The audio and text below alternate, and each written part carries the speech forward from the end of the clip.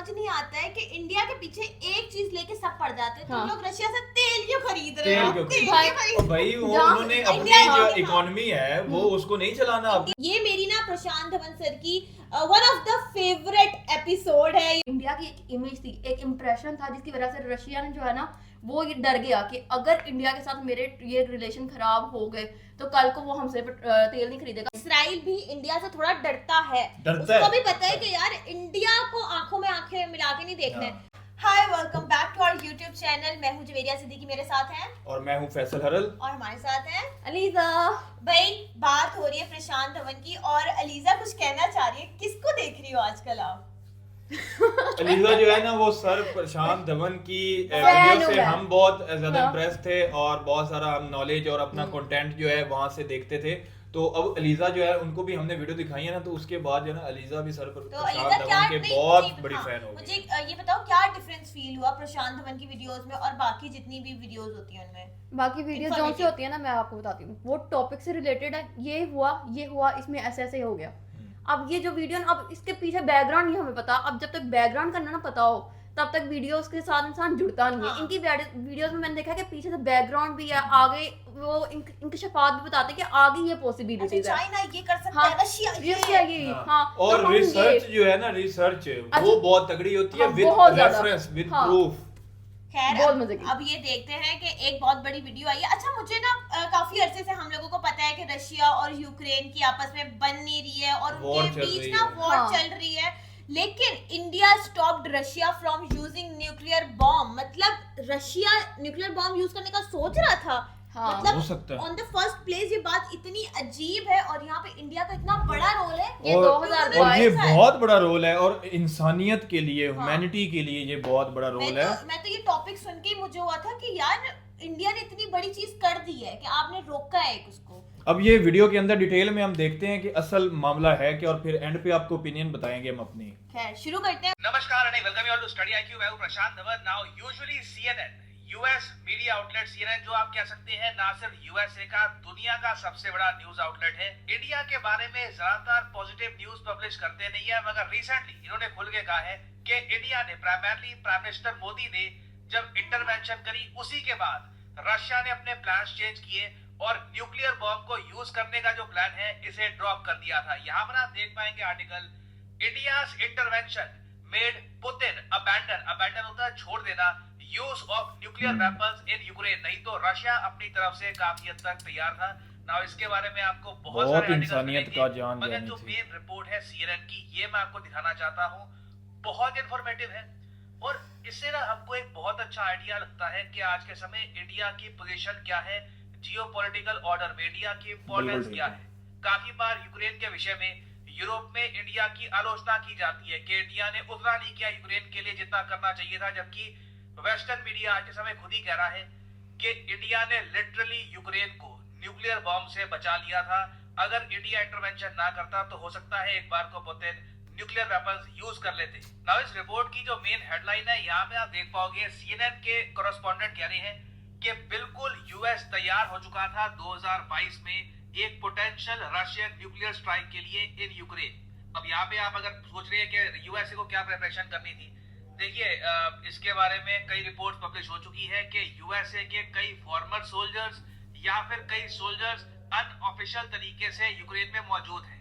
तो यूएसए ने अपनी तरफ से उनको निकालना स्टार्ट कर दिया था और एक प्लान तैयार कर लिया था कि कल को जब एसिड रेन होगी, न्यूक्लियर बॉम्ब यूज करने के बाद के जो साइड इफेक्ट्स होते हैं लंबे समय तक जो रहते हैं उनसे कैसे जूझना होगा, मेडिकल एड कैसे प्रोवाइड करेंगे यूक्रेन को, यूएसए ने हार्ड वर्क के साथ इसकी प्रिपरेशन करनी शुरू कर दी थी।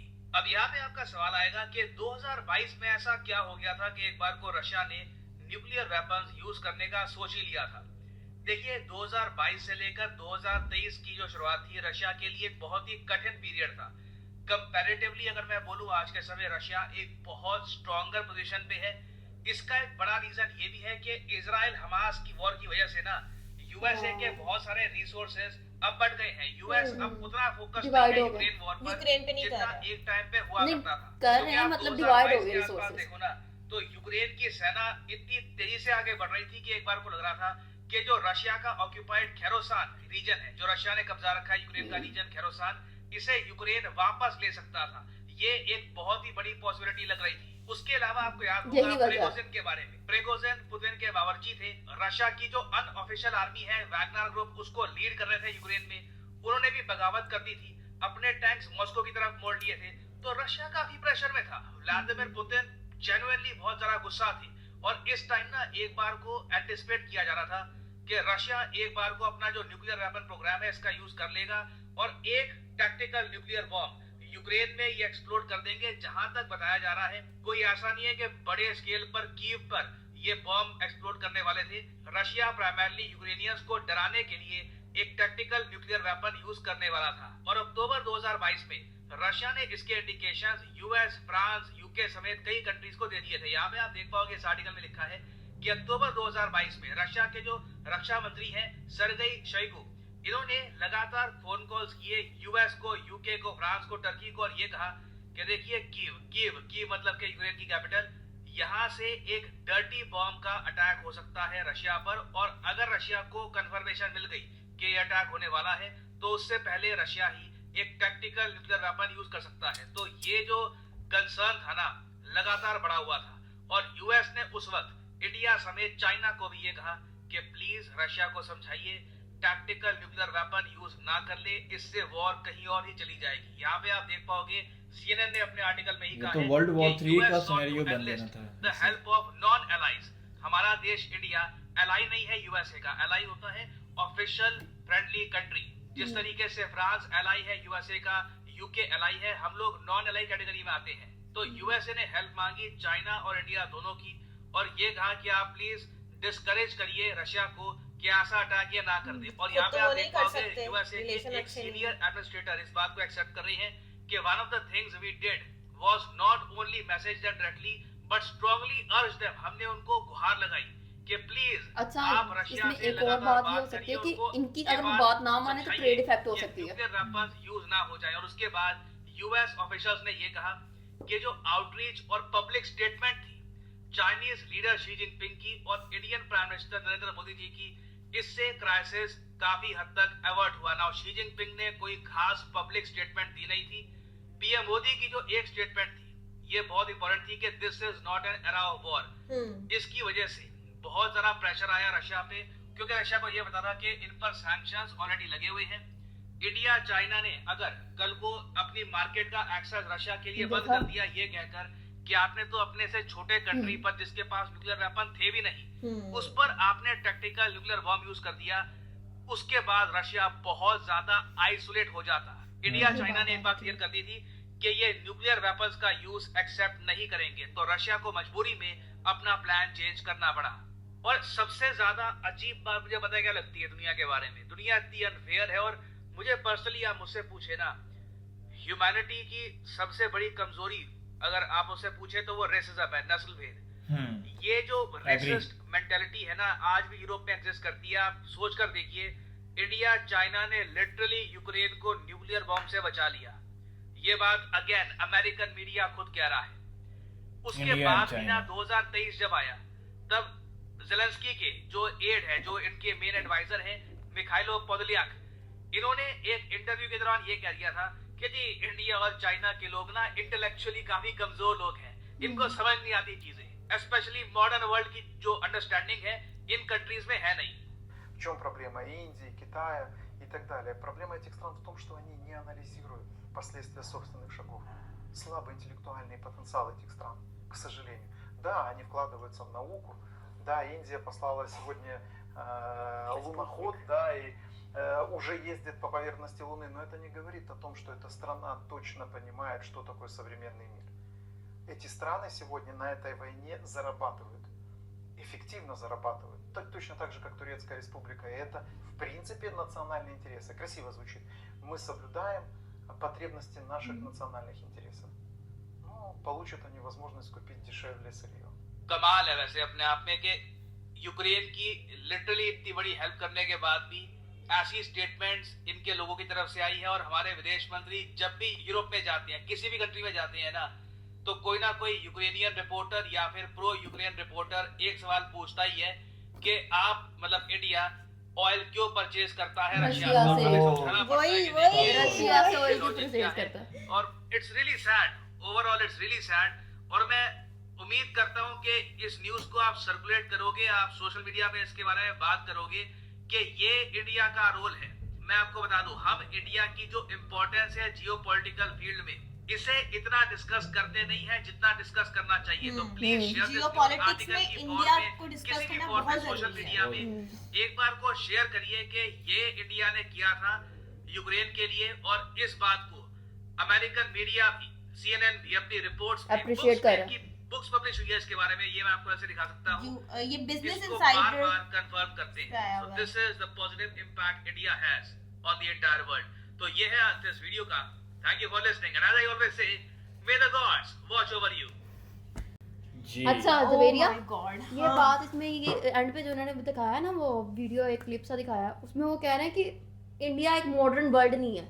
यानी कि मतलब हाँ उन्होंने अपना चंद्रयान भेज दिया उधर स्पेस पर, लेकिन इस कदर वहाँ मॉडर्निटी नहीं आई कि वो ये समझ नहीं पा आगे रहे दुनिया को लोग। समझ नहीं पा रहे। लेकिन इनको ना ये समझ नहीं आती कि उन्होंने किस तरीके से अपनी जो नेशनल इंटरेस्ट है उस पर फोकस किया और किस तरह से दुनिया से अच्छा जुड़े। ये मुझे समझ नहीं आता है कि इंडिया के पीछे एक चीज लेके सब पड़ जाते हैं। हाँ। तुम लोग रशिया से तेल क्यों खरीद रहे तेल हो? क्यों तेल भाई- क्यों खरीद और भाई वो जहाँ उन्होंने अपनी इंडिया जो हाँ। इकोनॉमी है वो उसको नहीं चलाना, अपने बैठ अपने के कंट्री कह को रहा नहीं है- चलाना। इंडिया बैठ के कह रहा है अबे बेवकूफ हो, अगर तुम लोग बेवकूफ हो तो मैं क्या करूं? मैं क्या करूं? मेरी क्या गलती? वो कह रहे हैं कि मैं ट्रेड भी कर लूंगा, लोगों को बचा भी लूंगा अच्छा। और जहाँ पे मुझे लड़ना है मैं लड़ भी लूंगा। अब वीडियो के स्टार्ट में कहा कि जो यूरोप की कंट्रीज वो कह रही थी यूक्रेन की इतनी हेल्प नहीं की इंडिया की। अब वहाँ के लोगों की स्टेटमेंट है कि जो इंडिया है जो उनकी हेल्प के बाद भी कि इंडिया जो है मॉडर्न कंट्री नहीं है, ना समझ पा रहा है कि क्या वो जो modern इंटरव्यू में world बोल होता है। रहे थे, तो इंटरव्यू उसके में जो बावजूद कह उन्होंने रहे उसकी थे। मदद की। वो अपने नेशनल इंटरेस्ट को देख रहे हैं। एंड पे उसने खुद ही कहा कि वो अपने नेशनल इंटरेस्ट पे फोकस करे, तो भाई तू भी कर ले। हाँ। तो भाई तू भी कर और Makes एक sense, और हाँ। ये जो यूक्रेन के साथ ये हो रहा है ना, हम्म।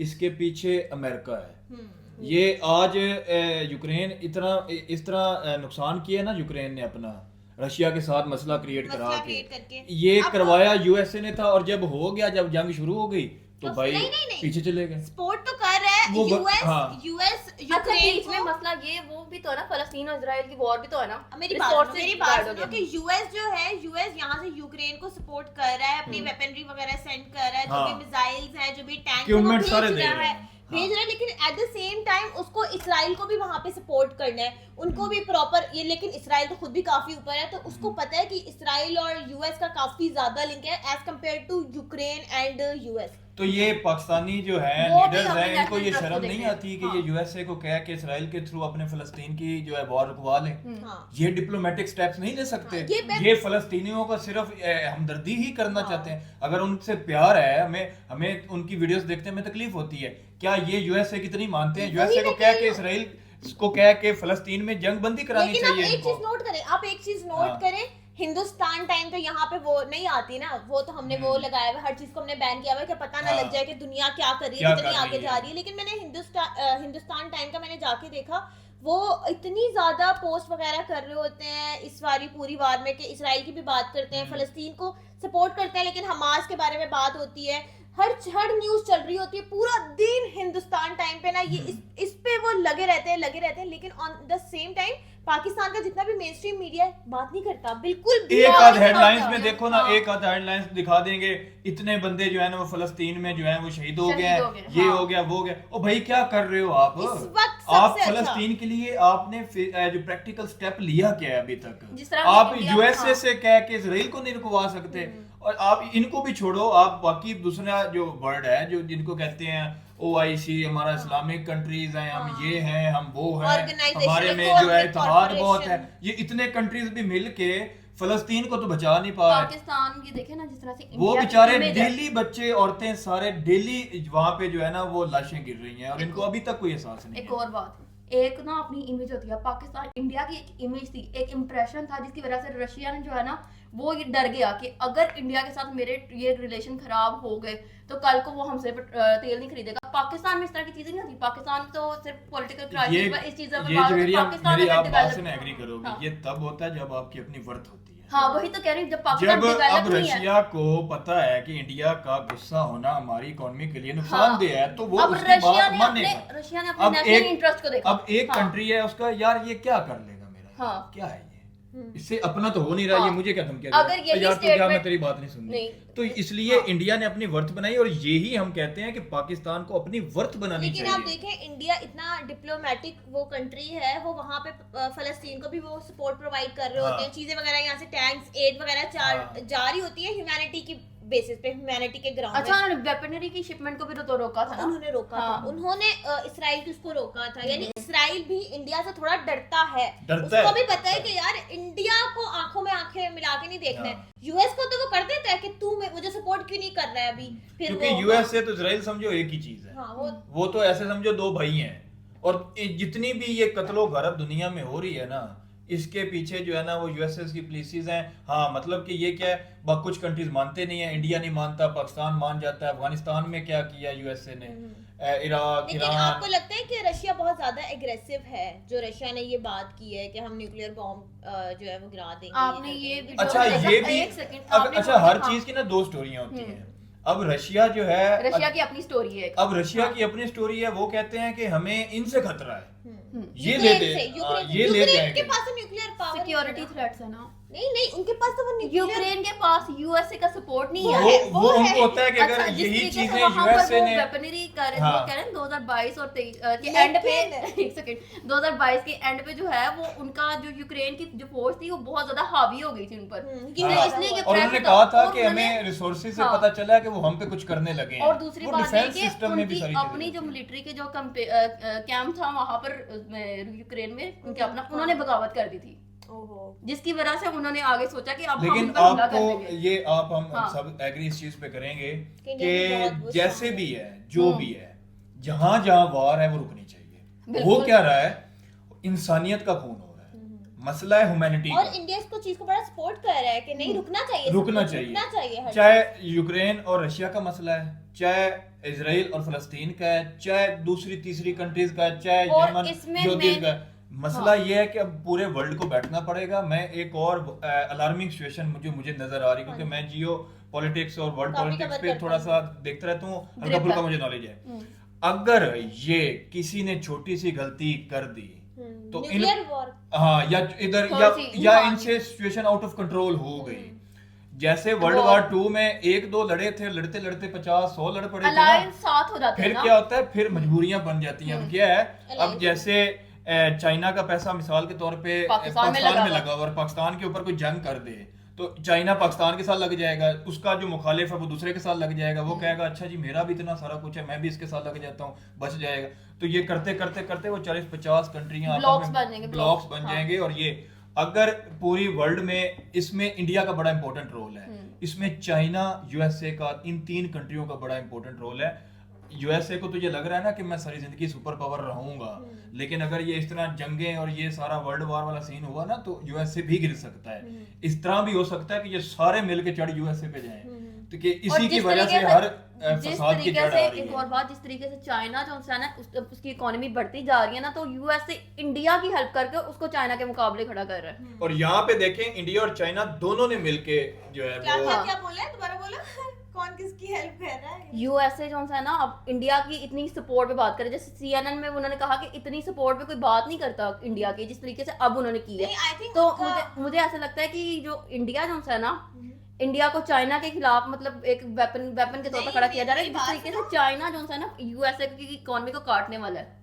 वो तो काटने वाला है, हाँ। लेकिन यूएस को भी पता है कि इंडिया को वो सपोर्ट नहीं कर रहा है, इंडिया अपनी सपोर्ट खुद ही कर रहा है, क्योंकि यहाँ पे इंडिया के रिलेशन रशिया के साथ भी बड़े अच्छे हैं। हाँ। वो अपने रिलेशन इंडिया के साथ इसलिए अच्छे रख रहा है क्योंकि उसको पता है कि देखो रशिया मेरी डायरेक्ट बात कभी भी नहीं सुनेगा, हाँ। एक बात ये वो करवा सकता है उससे, मैं नहीं करवा सकता, यूएसए को ये लगता है। यही तो चीज है ना, यही तो नेशनल इंटरेस्ट की बात है कि ना, ये चीज अगर मैं नहीं कर सकता इसको मैं साथ मिलाऊंगा, ये कर लेगा, यही बात मैं कर रही हूँ। लेकिन इस सारे होने हाँ। के बावजूद भी इंडिया, चाइना, यूएसए एक दूसरे के साथ इतने जुड़े हुए हैं, बिजनेस कर रहे हैं, ट्रेड्स कर रहे हैं, डील्स कर रहे हैं। हाँ, उनके मसले मसाइल हाँ, आते चाइना रहते के साथ हैं, इतना इश्यूज नहीं आते है रहते हैं, इंडिया का, इंडिया हाँ। चाइना के इश्यूज हाँ। आ गए, चाइना अमेरिका के आ गए, लेकिन इसमें इन 3 खितों का बड़ा इंपॉर्टेंट रोल है। जैसे उन्होंने बचाया है ना कि यूक्रेन को, इस वीडियो में हमें बताया गया कि यूक्रेन पे वो जो एटॉमिक बम हाँ। है वो बचा लिया गया, इसी तरह इनको अब इजराइल और ये फलस्तीन के मामले ये में तो भी इंडिया कर सकता है। इंडिया कर जो सकता है। नरेंद्र- इंडिया के पास इतनी पावर है पावर है। क्योंकि जो हम अपने पाकिस्तानी जो हमारे पॉलिटिशियंस या हमारे जो ऑफिशियल्स हैं उनसे तो अभी हमें उम्मीद नहीं है।